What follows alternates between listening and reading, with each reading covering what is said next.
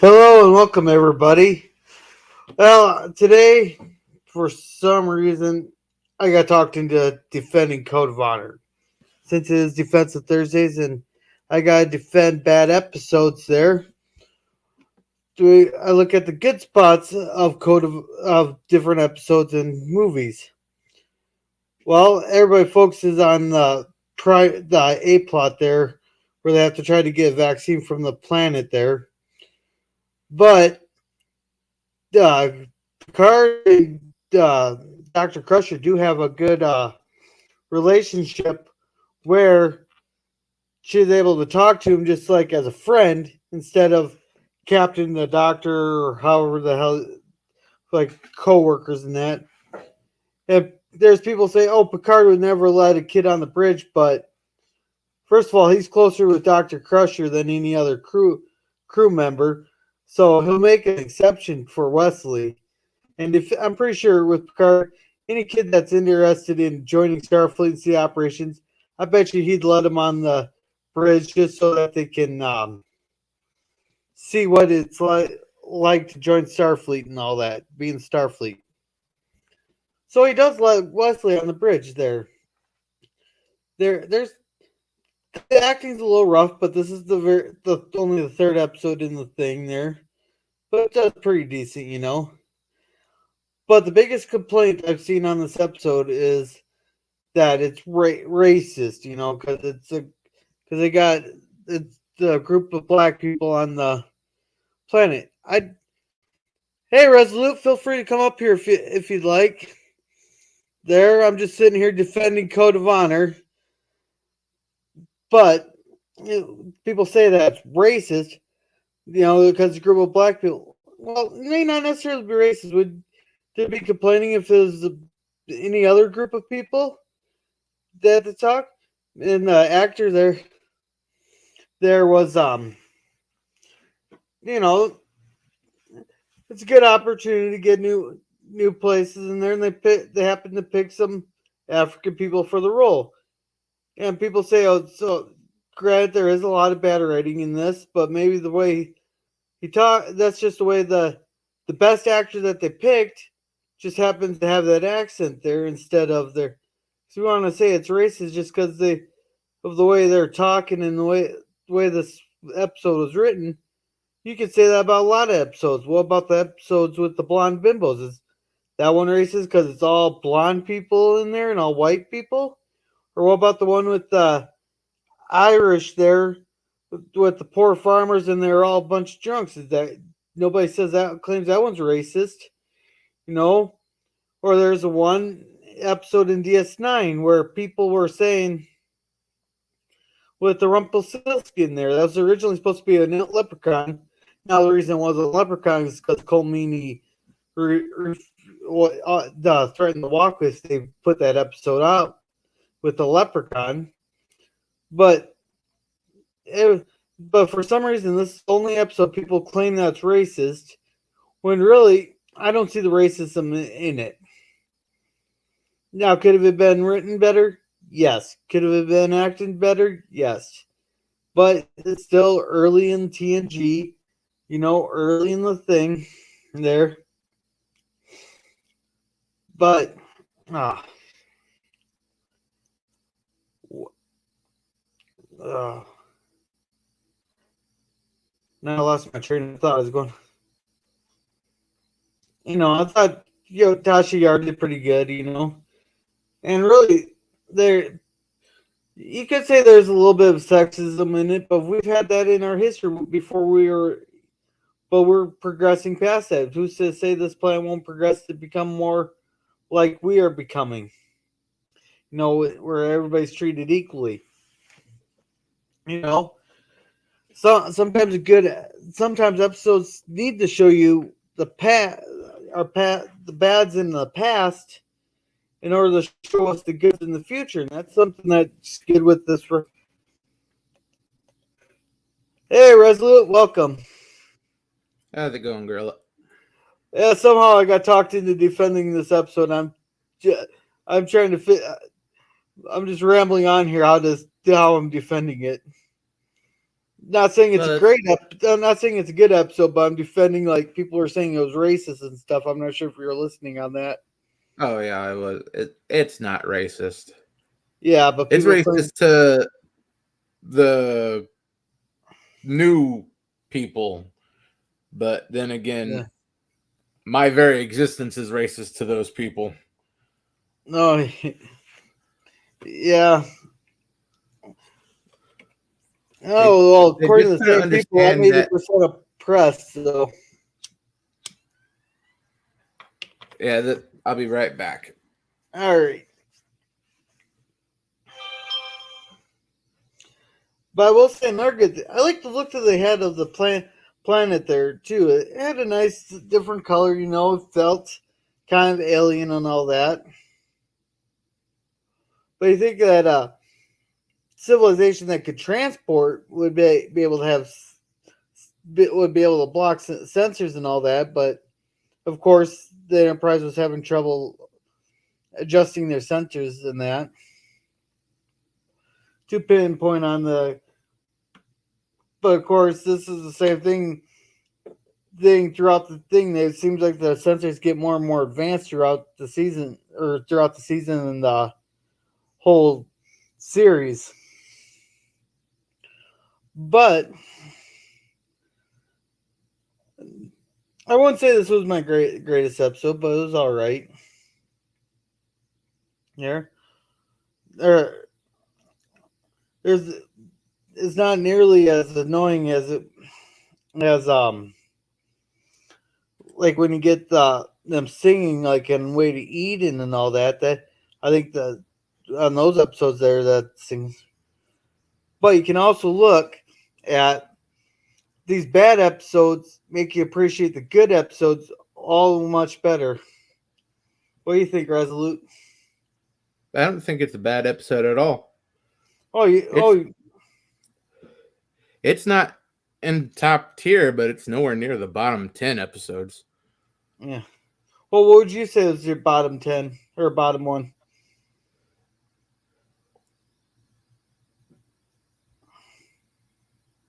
Pretty much anything featuring Wesley. Well, this one I does think feature it Wesley. Justice. This Oh yeah. he's not really a focus in it, but I think it's Justice or where they go to the planet. He falls Where it into sends to a death, greenery. right? Are you Yeah, talking about the one? Yeah, that's Justice there. I thought you would like that's that the episode absolute since he worst sentenced to death on that. episode. Is it Well, you because knew he wasn't gonna die. yeah. Yeah. Well, what are some positive aspects of this episode? Do you think? Well, it's a good and unique culture. Yeah. It's very different from anything they have in the Federation. It's technologically inferior, but culturally, it's equal to what they have in the Federation. It's just different. Yeah. They say it's racist in the depiction, but that's a legitimate accent that they were copying. And the intricacies of the society, no one was actually being exploited. Yeah, To a because simple glance of what essentially Western ideology from the Federation, yeah, it looks horrible, but they're just being simple minded. yeah, that's a good point, and really, it's kind of equal there. The women own the land, but was it the men run the land, rule the land, or something like that? Women own it, men manage it. So it's all in the wife's name, but like if they're farmers, he operates the farm. If it's game land, he manages the who can hunt and whatnot. It all depends on what you own. And really, if you go back 50 years, like with my grandparents and all that, yeah, my grandpa may have owned the house, and he is the one that went to work, but my grandma's the one that ran the house. She, Yeah. so it's really no different than what we have 50 years ago with our grandparents or maybe your Yeah. parents. I don't know what generation you are from. If I'd you're on the say same age not as I much am. higher than you. Okay, so it might be your parents, but my grandparents. And it's kind of the same with my parents too. Yeah. Well, Because until the like 70s and 80s, and basically no fault divorce, and we'll give you money. That's how basically everything ran. yeah, But some of the basic story is pretty good. The execution, like the fight scene and whatever that spiky thing they had on their hand, that was horrible. um, yeah. You think they will just had like a sword fight or something. Yeah, that would have been much simpler, but they overthought the combat part. Yeah, and I'm still trying to figure out how Jordy's visor could pinpoint that there's poison on the blade. I could see maybe Data's eyes pinpointing it, but not Jordy's. Because Jordy sees an infrared. You see the full spectrograph. Yeah, it's supposed. Oh, okay, I thought it was infrared there, or at least that's the way it looked in that one episode. Yeah. Supposedly the visor had full EM spectrograph and limited subspace spectrum. Okay, so maybe that makes a lot more sense then. I was misremembering how his visor worked. Yeah. But No, they did change it once or twice. oh It's yeah, sort of we need someone to bring up this. Hey, he has a nice piece of tech on his face. He can see this. yeah. I still think it's funny they had a blind man driving the ship. Yeah, that was a pretty good joke. I And nowhere don't near know as if they did racist that on as when purpose or they just didn't. Gene. They just wanted to have him on the bridge. I'm sure somebody thought of it. Yeah, because he can't even read the count. Can he even really read the councils or how? I don't know how that work with him seeing the full EM spectrum. I could see him bossing around giving orders. He can see stuff going on in engineering that others can't. But I don't know how he'd be able to read the panels. The lights are, Oh, I guess, heated or something. maybe the different lights on the panels gave different uh, spectrums there. Yeah. I say it's not quite about as joke as when Rottenberry put the Asian guy driving the ship. Was that meant as And a joke? for Roddenberry, yeah. He didn't go around advertising it, but yeah, he thought it was funny as hell. I knew he was a horn He dog and wasn't all that from exact, interviews and stuff, but I didn't think yeah, he horn made. dog, and yeah, basically, he is a product of the 40s and 50s, and he's exactly what you would think someone from that era would be. Yeah. He may have been rather progressive-ish for the time, but let's face it, he was of that time, and a lot of the stuff he gets credit for, it really wasn't stuff he did. Oh yeah, he was great for stealing credit from other people and stuff. But of all that, he did bring a lot of good. He had like in the original series there, he had a lot of diversity and stuff. Yeah. In there with Uhura, and he did bring a Russian on during the Cold War, at the height of the Cold War, I should even add. But it's still kind of funny though when they have the Russian guy asking for where the nuclear vessels are at. Yeah. But oh sure, It's now not a people bad accent. He eventually Uh, Walter Koenig got that accent perfectly. Is he actually Russian, or was that an No, act? I don't Oh, think so. because he had the He may same have accent, Russian blood, but he's from like Jersey or something he like had the that. same accent in Babylon 5. He didn't have an accent in Babylon 5. Yeah, he did. Russian Conan, or the guy who played Chekhov? Yeah, he He did. didn't have a Russian accent. Yeah. Hey there, Simple Jack. Welcome there. Are you streaming later tonight? I might hop on your stream after Jet Nerdy. But yeah, he had a Russian accent in Babylon 5. I don't remember that. Oh, I remember. I've been watching it, and that's the only way I recognized him was because of the accent.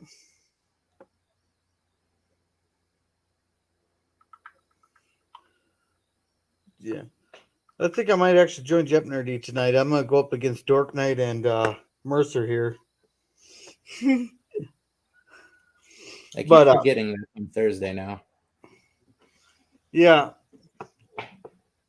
So I think of hosting a watch party tomorrow for Atomic Twister. If you could help me out with that sometime tonight. Yeah, did you still need help with that Cosme? Yeah, because it'd be easier for me just to have someone who's experienced with it show me how to do that versus having trying to figure it out on my own. The video I want is on YouTube though for free on there. It's called Atomic Twister. I don't know if you ever seen that one. No, I've never seen that one. Oh, it's an alright movie. It's a made for TV movie. Yeah. Hey Mercer. Walter Koenig was born in Chicago. Who was? Chekhov. Oh yeah. Well, he was born. Well, maybe he had Russian parents and he learned his English from his Russian, or maybe he used the Russian accent just as only his acting.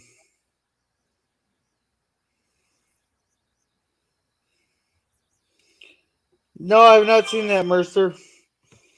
I don't know. Have you seen Disorganized Crime? Hey there, Andy. I know the name. I can't remember it though. Yeah. Hey, Andy, how about you hop up here? We were defending Kovan, and then we got on a Chekhov and Gene Roddenberry sidetrack here. But no, but I thought Chekhov might have just done that for his acting there, just as kind of like the have himself stick out. Yeah, he may I have know just thrown it in as a teaser for other for Star Trek fans when he went into another sci-fi franchise.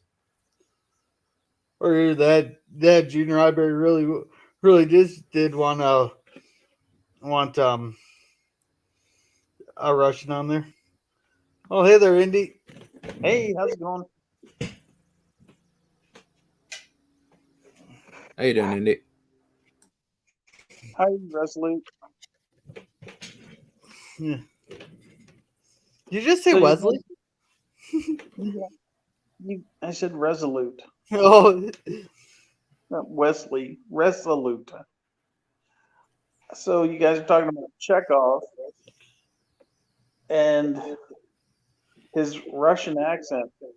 It bothers me that in the Star Trek movies of 2009, they actually made fun of that where the computer couldn't understand his accent. yeah. It's like, why can't the computer understand Victor for Victor? He's obviously human. By this time, the computer should have figured out at least human accents. Yeah. Yeah, Well, it's because considering the universal translator is basically a telepathic circuit. Yes. Because you remember in the original series with that cloud gas thing that I forget the episode. Metamorphosis. Yeah. Yeah, it is. It's a telepathic. Yeah, it absolutely is. It's a telepathic communicator. It senses the thoughts and translates them into English. Because all creatures have similar emotions and thoughts, and he translated into English, apparently. Hey, I wanted to answer Indy's question earlier. The whole Chekhov thing was just a joke, a little tribute. JJ likes to do that. The joke and, Wessels. So it's his joke with the computer. That's all it was, just a joke. Yeah, I know. But it was dumb. It was a dumb joke. Yeah, it wasn't the best thing because I saw Robert Meyer Burnett talking about that movie, and he's a huge Star Trek fan, and he was able to be given like a 20-minute preview of the film before it came out, and they showed him that scene, and he's like, "That's stepping outside of Trek. You no longer have any verisimilitude if you're making fun of things that people make fun of. Right. If you're making fun of how Star Trek is perceived by popular culture in your Star Trek movie, you've lost your verisimilitude. You've lost any sense that it's a real world." And so that's why he didn't like it. I think it's a decent criticism, but I also think that that's kind of JJ's thing, or it's just his fallback on the way he looks at franchises. So I kind of just go with it myself. I don't really mind that much. I don't like it, but I think JJ is a good filmmaker, but not a great one. Yeah. It's just what I think. He takes direction well. As long as he's not in charge and there's someone intelligent telling him what to do, he can make a great movie. Can he eat Ritz crackers while he's doing it? That's what I want to know. You're saying he's a dummy, a ventriloquist's dummy? He might be, yeah. Right. Okay. No, I think was it Into Darkness is in some ways his best film he's ever made. It's gorgeous looking, and some of the editing is really, really good. The writing is where that film goes downhill fast. But just looking at the shots, just some amazing shots in that movie, and some really witty humor, especially in the beginning. Yeah. I think it's not. It starts off really strong as a movie, even if you're not a Star Trek fan. But then once they start getting into the story, it becomes very convoluted. Like, why would you need 47 torpedoes to kill one dude? You have, where he is on the planet. You just say, hey, listen, we only need one of these torpedoes. It's just the story makes no sense. But the movie is very. I watch it and I'm like, I love the way it looks. Yeah, it is a beautifully shot movie. That is the truth. And one of the things that jumped out at me about that movie was how Kirk and Spock outthought Khan in the briefing with all the admirals and all the captains of all the starships. In a matter of minutes, Kirk and Spock are like, this is what's going on. This is exactly why the attack on London happened. It's because this dude, Harrison, wanted everybody of senior rank in one place. Has there been a Star Trek movie? I'm not sorry to interrupt, but has there been a Star Trek movie with a higher kill count than Star Trek Into Darkness? So many people die in that movie. So many people, like the city of Well, London is destroyed by this, or the building is destroyed. Then San Francisco is nearly destroyed. Buildings are toppling over. There's just yeah, so much death in this movie. It's completely like that's why I love Beyond. I mean, Beyond is not. I just think it's fun. I mean, people, Salty likes to criticize Beyond, but for me, when you have the opening scene, have this great little bit with the little short guys, you yeah, establish your tone. So when that's your tone with your tongue slightly in cheek for the whole movie, I can buy the whole song at the end. I just yeah, think it fits. It sounds like it's from the same movie, and I like it. And Chris Pine is playing Kirk seriously, but you could tell he's still kind of like it's a jokey part. It's not a serious part, and he rides that line very well for Beyond. yeah, When he's got to abandon ship, he's all serious, but in the end, his whole performance is like Kirk is not that serious of a character, and just at least in this version of Kirk, and he plays that very well. And right from the beginning, right to the end, he kind of plays it slightly tongue in cheek, and its tone. That's the reason I love the film, and that's what I can't get across to Salty is that I think it's a good movie because they know what tone they're working with. It wouldn't right. work if it was Star Trek 2, just like Ewoks would not work in Empire Strikes Back. But tone is everything, and it can make something work. Yes, absolutely. I agree. Um, and they people complain that they didn't know Star Trek, but they really They kind did. of did. They They did. knew early on in Star Trek TOS, there was some flirtation going on between Spock and Uhura Hmm? in the first season, and they played into that. You know, um, Kirk is different because Kirk is going to be different. His father passed away, in a violent manner, and so he's going to rebel. You know, Yeah. so yeah, I just Kirk. didn't like them quote like once they got to the point where they're literally taking dialogue from Wrath of Khan. I just started losing my interest.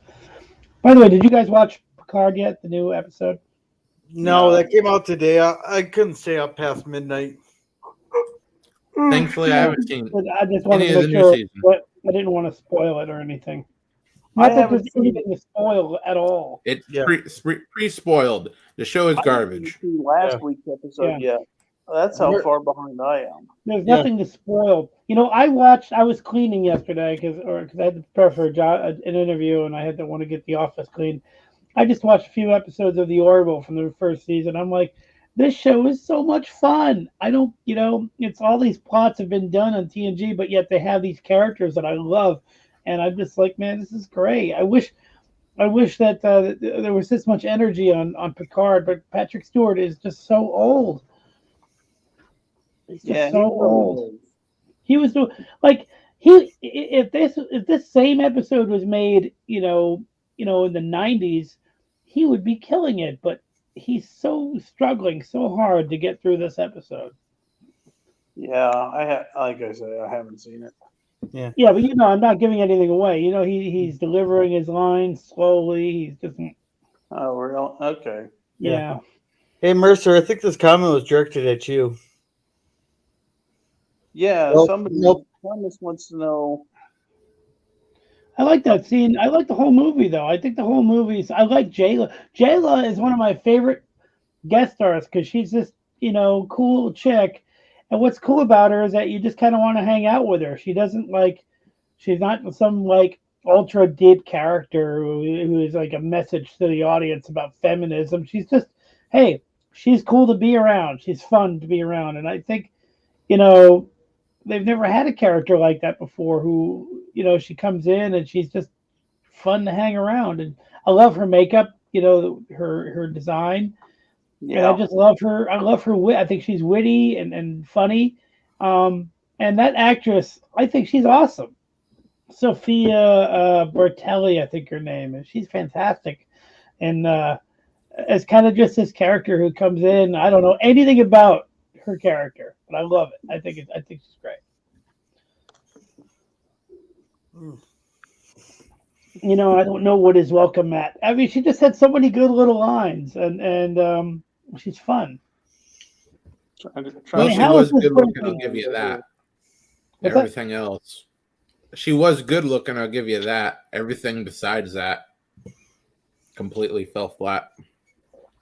No, Everybody's I got think their own it's- opinion. By the I time think- Beyond came along, like Chris Pine and several of the others knew that the franchise was basically dead and everything had turned into a They're making a shit fourth one. show. They're making a fourth one. Bullshit. This is the fourth time they've said they're making a fourth one. Oh, it's probably They've the never fifth even time came they've close. said. But I was watching some news today, and it sounded like it's getting pretty close. So, I mean, I'm not. They saying haven't for sure even started negotiations with people Oh like no, Chris Pine yet. they have.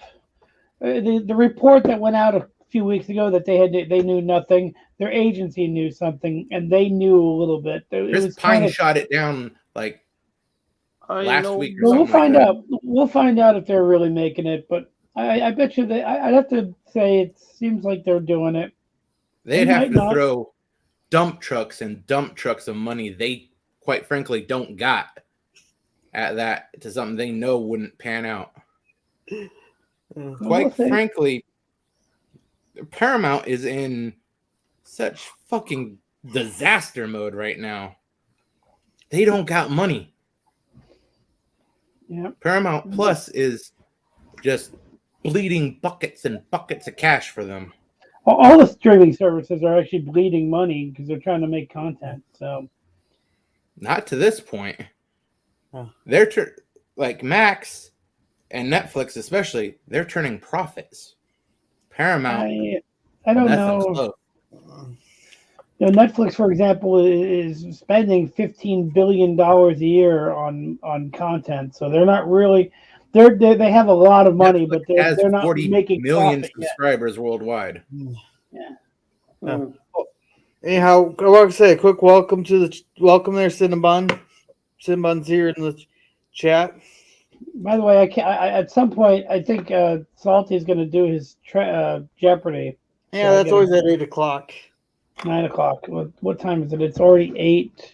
It's 8:30 here on the East Coast. Yeah, we're good. I've been watching the time. Hey, I got a quick question for everybody here. Well, so Wednesdays I was going to be doing reviews for the 100.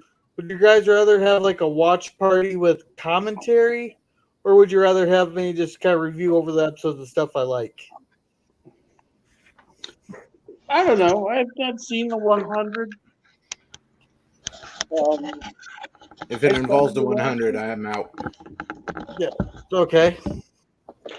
I started to watch it, but I thought it was a pretty interesting premise, but it was kind of a lot of dumb stuff going on. Like, how do you have Earth survival training, but you've never been to Earth? Well, it's just basic You've never survival. been on Earth. Because they just basic survival knowledge that you get from any books. I think Cinnabon's trying to get my channel banned here. I thought I'd do that enough with defending Code of Honor earlier in the stream. I'm playing You around. know, girl, I think my cat likes you. Yeah. Hi. Right? I think my cat likes you. Hi.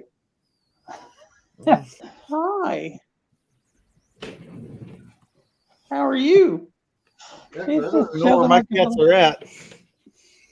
She's just chilling like a villain. Yeah. It's the moose.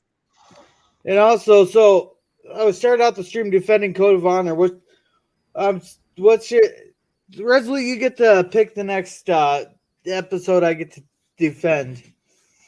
That's considered a bad episode or a bad movie. Favorite. Oh. I forget what the title is called. That one where Crusher has an affair with a ghost. Oh, Sub Rosa. Sub Rosa. Yeah. I Oh, tried defending that. Yeah. Oh my lord. Oh God! I think I could probably defend that episode because there's more way worse ones. So I guess next Thursday, if you join me I'll be streaming right at 7 o'clock Central Standard Time next Thursday. I'll be defending Crusher having sex with a ghost. All right. So, I like the Batman. What a great movie. I haven't seen it yet. haven't seen that either. Yeah. What a great movie. I loved it. I thought it was great. I mean, it's not perfect, but man, I can't wait to buy it. I can go see it for $8 at the University Theater here. I went to see it in XD, best type of screening available, super sharp picture and sound. 3 hours of glorious Batman. Yeah, but I don't think I can get my kid to sit through a 3-hour movie. You shouldn't take a kid. It's not a kid's movie. Definitely They should have not. rated this R. They should have rated this an R. Even for even me being flexible with PG-13, this was an R. And I'm not talking about the swearing, which there was some, and I'm not even talking about the very violent scenes in it, which there was some. The reason I would rate it an R is because of the pacing. Because when you have an R-rated movie, you can do things that are different with the pacing. With a PG-13 movie, it's like every 15 minutes you got to put in some kind of big action scene, to keep the teenagers' attention. And I mean that in a good way. But this movie is very slow, and there's lots of scenes that they take their time to play out. Yeah, And but that's the why, ratings have nothing to do with pacing. The no, ratings are based. they don't directly listen. Let me finish my thought. But when I was watching an interview with the guy that directed Logan, he said, "Sure, we can now have Wolverine hack people and show blood, and we can have him swear." But the great thing about, and he said this, the great thing about the fact that we were able to do that is not because we just wanted to show violence or have him curse. It's because that the film is targeted to adults. And adults are not always impatient for another scene. So technically, the rating and the pacing have nothing to do with each other. But in the minds of the filmmaker, it does make a difference. Because if they're targeting to an older audience, they can take their time with scenes and pacing and the cadence of the movie. Even though it's not directly one being a part of the other, it's because they're targeting to older audiences. They can take their time and tell a story the way they want to tell it. And Batman is a very slow movie, but it's great because of it. Wow, that's That pretty. sounds a lot like a filmmaker overthinking the rating. Probably, system. but I loved it. I just was all in. I was as soon as it started, and I realized that it was basically Batman the animated series just done live action. As soon as I got into that, I'm like, this is great. I could do 4 hours of this. Cool. Well, and That's about there is 3 hours, other 59 minutes movies. more than I can tolerate. What were The you saying? animated series was great. Right. I I'm got just fed saying up what I watching feel. the damn trailers of that movie. Yeah, I'm just saying how I feel. I was all in, man. The idea of him just solving a murder, a mystery, well, working with some of the cops and not with other cops.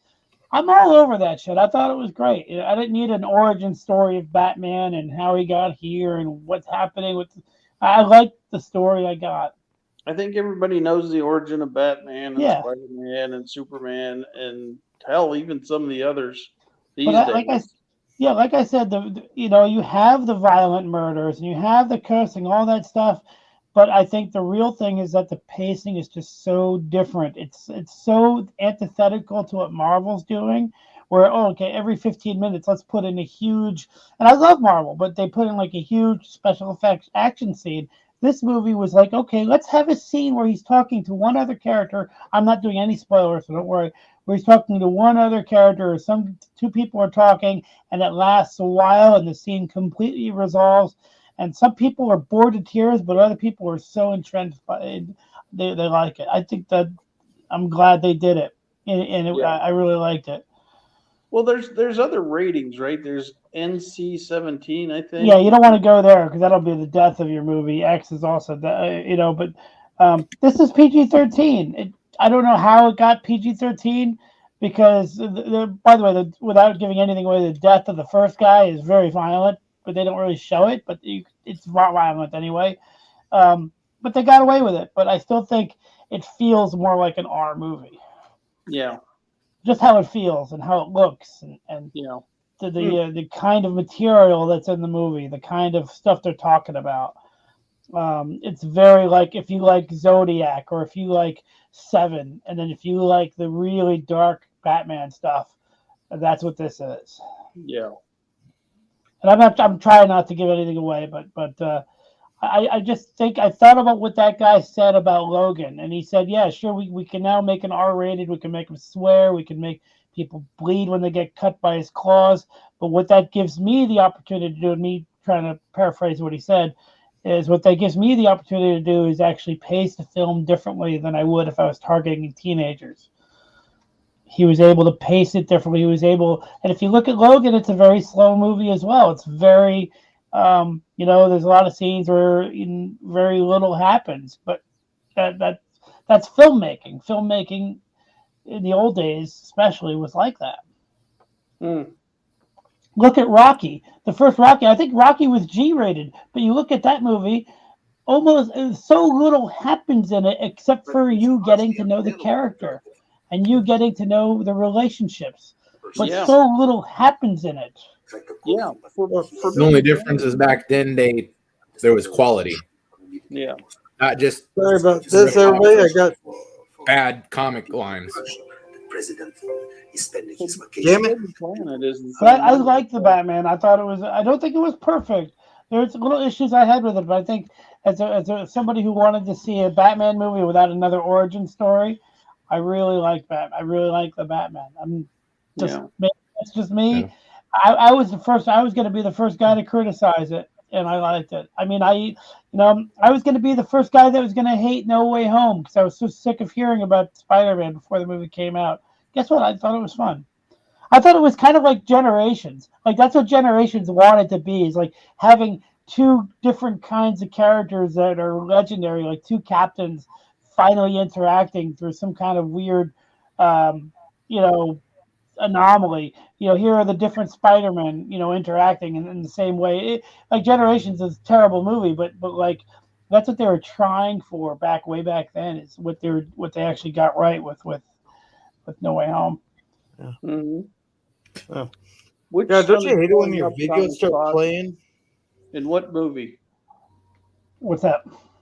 Thomas Potts says, the sun is blowing up.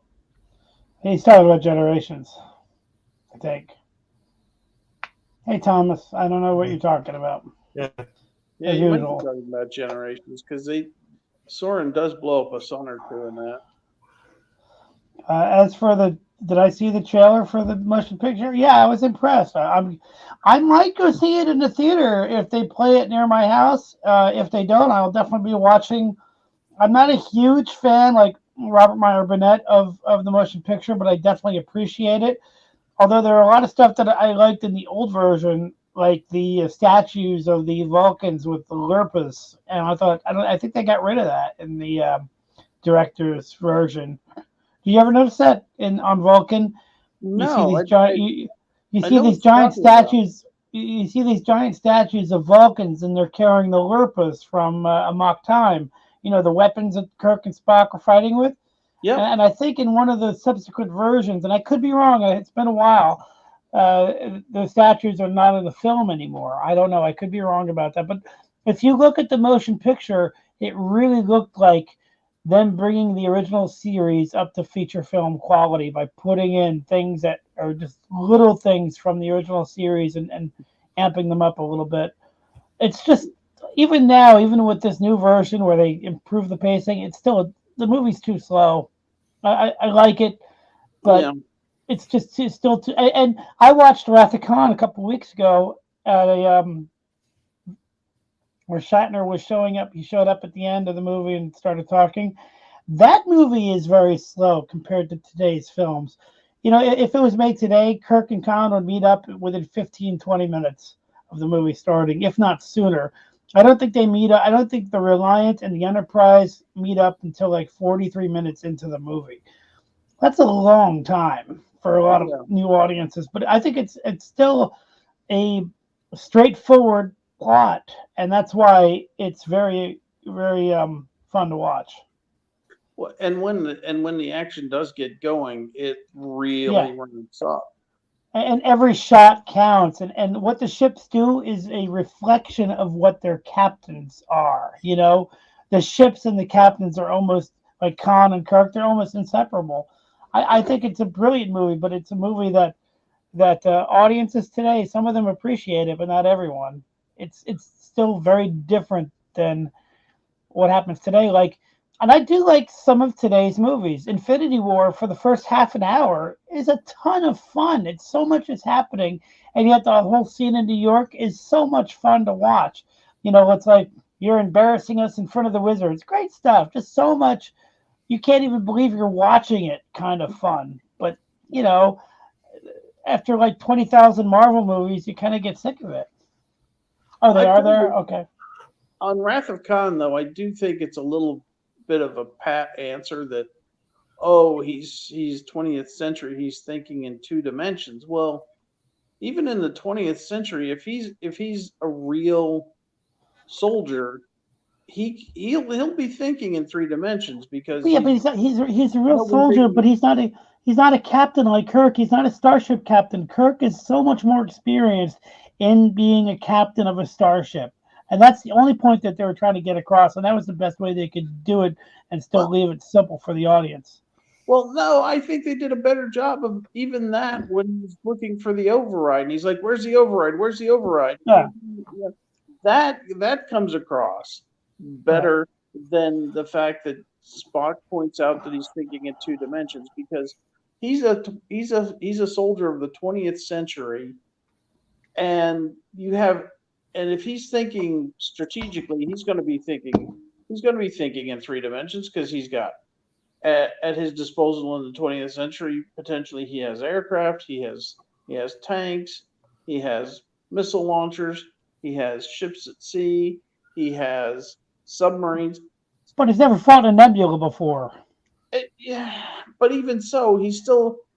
I see your point. I just kind of. It just doesn't ring true for me that he Right. would be thinking in two dimensions, because he is a soldier of the 20th He's century. a super genius. I just all think these levels of. I just think is an easy way for the filmmakers to communicate to the audience that even though Khan has some advantages, Kirk, it was just a shortcut way for them to say Kirk is more experienced at this kind of thing.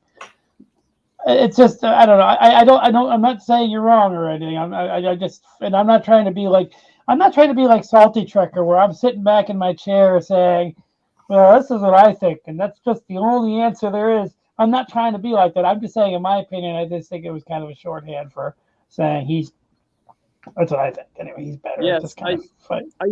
I served before the eugenics war, Thomas. I'm sorry. Yeah. No, In the build up to the war, to the eugenics war. Why is my cat taking a bath on screen? And, All right, I'm gonna give him a 5-minute warning on this because I was planning on playing Jeopardy tonight. yeah, We got You're gonna play 5 Jeopardy? I heard that Dorkman is gonna play too, and he wants to. Yeah. Well, Yeah, you were the one talking crap, so you're obligated to play. But I'll play with you. Awesome. yeah, me too. Yeah. Awesome. Maybe we'll get But- 4 people on. But I will say tomorrow there, with Resolute's help here, I'm planning on hosting a watch party for made-for-TV movie called Atomic Twister. Dude, you guys got to watch Disorganized Crime. This movie I was talking about, it's a pretty good movie locked somewhere inside a really bad movie from the 80s. It's got one of the actors in it is Fred Gwynn, who is the judge in My Cousin Vinny, and he's Harry Monster. He is so good. You know, he's as this criminal. Like, they're all criminals, and they don't know each other. And that's the whole point of the movie, is that these guys show up for an assignment and their boss gets arrested. So none of these guys don't know each other when they get to the job. And Fred Gwynn, he's so perfect as this criminal. He's so perfect. And it's great. Like, one guy is a safe cracker, and Fred Gwynn is the electronics dude, and one guy is the getaway driver. But they got to figure out why they're there and what they're doing. It's a good little movie. Oh, that's cool. Yeah, it has problems. It has serious problems. But if you're looking for a guilty pleasure, you could do worse. Well, Have you guys Well- seen Johnny Dangerously? Speaking of No, I think I saw it when I was a kid. Michael Keaton and Okay, yeah. Joe Pesci and Oh, I think I saw Jimmy Hollywood with Pesci, and that was boring AF.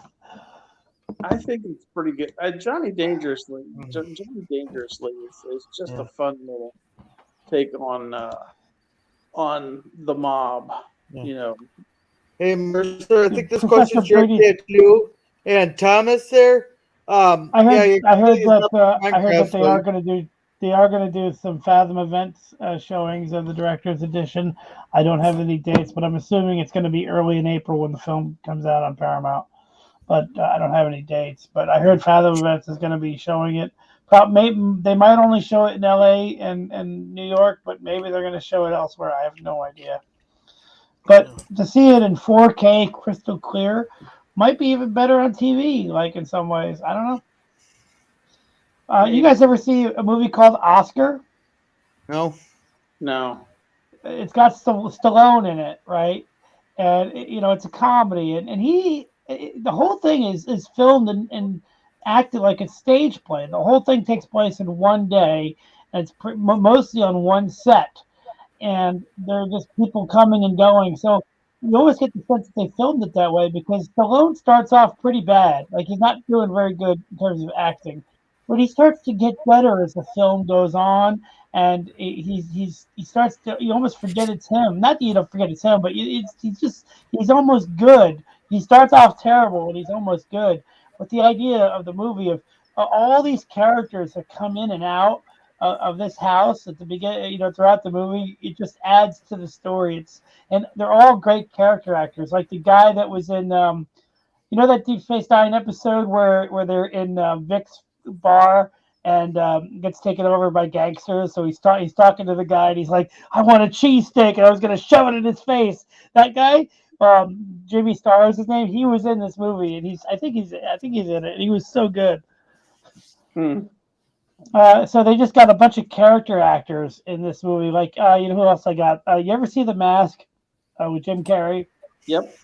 Well, the Yeah. guy that plays the cop that comes in and he's like, "I'm looking for the guy who's causing trouble, but those pajamas you're wearing are impossible." That dude, well, he's the butler in Oscar, and every time somebody comes in, he has to answer the door, and he's just so funny every time he does it. Yeah, so good. yeah, Indy, you gonna play tonight?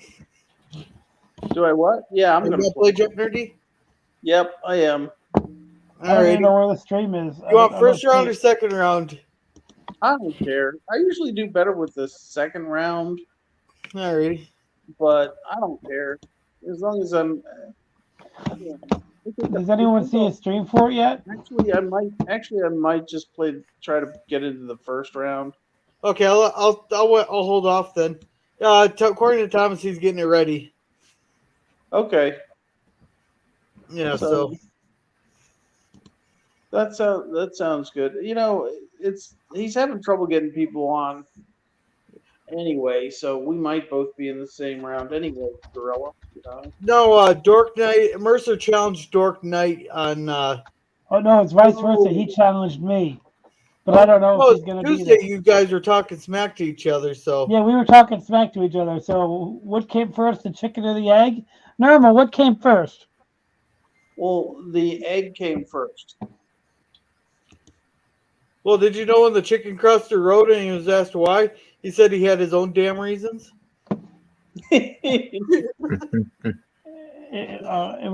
John says it's not up yet. But I saw this Far Side comic where the Yeah. chicken was on one It's side set of up the now. road. The chicken was on one side of the road, and he looks up and he sees the sign and says, "Do you need a reason?" Here we go. We're in. All right, cool. Yeah. Why did the punk rocker cross the road? I don't know why. Chicken. All right. He was what? He was stapled to a chicken. All right. So, Well, listen, we're gonna log off in case he starts this stream. He puts the link Yeah. up. I'll talk to you later, Okay, Gorilla. so everybody Okay. come join me tomorrow as I do Atomic Twister. It's a really good movie. It was made for TV. People say it's a B movie, but I think it's really good. It's one of my favorites. But Okay. so everybody just remember to be a gorilla. All righty.